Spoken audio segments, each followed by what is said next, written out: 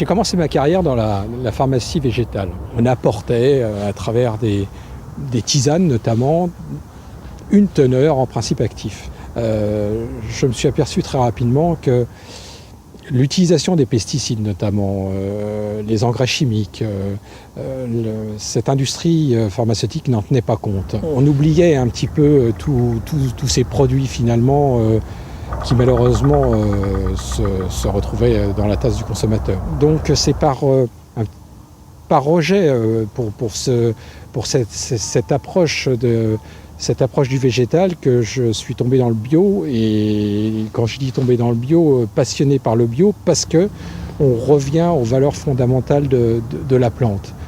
Et Monsieur Gauthier, on a la chance d'avoir quand même un petit rayon de soleil entre les nuages. Oui, superbe. Bon. On estime pour 2011 un besoin d'environ 5 tonnes, donc on espère que vous pourrez nous suivre dans cette aventure.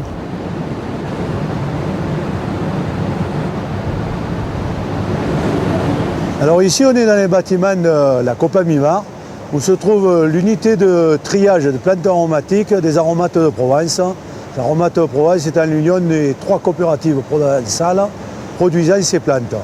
Donc le principe du trieur qu'on a derrière nous, c'est de faire descendre par gravité la marchandise et au fur et à mesure le place sur des grilles de diamètres différents de façon à enlever les grosses tiges, les autres impuretés et notamment la poussière.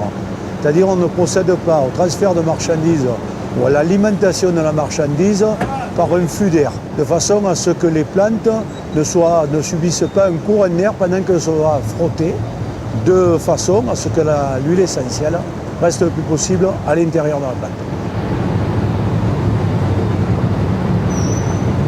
Plus de 80-90% des herbes dites de Provence ne sont pas de Provence. Depuis une vingtaine d'années, les gens mettent ce qu'ils veulent dedans, y compris pour certains de la fleur de lavande. Tout ce qui peut rentrer dans la composition, y rentre. On s'est battu pour arriver à faire renaître ces cultures.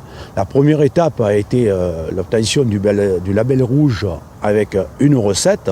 Et maintenant, le mode de culture biologique qui se développe de plus en plus sur les plantes est basé sur la recette du label rouge. Aucun agriculteur en bio ne travaille en dessous de son prix de revient dans les réseaux traditionnels.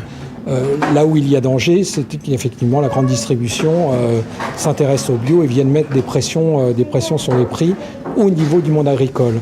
Dans notre profession, le prix n'est pas négocié, il est donné au départ par la production.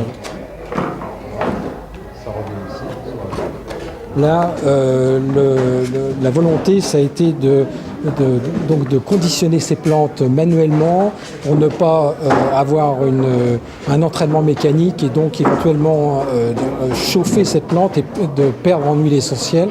Tout est fait dans la région provençale, donc au niveau du coût énergétique, de la dépense carbone, on est complètement, dans notre philosophie, ne pas faire voyager le produit d'un bout à l'autre de la France, donc de tout faire sur place et de proposer aux consommateurs un produit noble d'un bout à l'autre de la chaîne.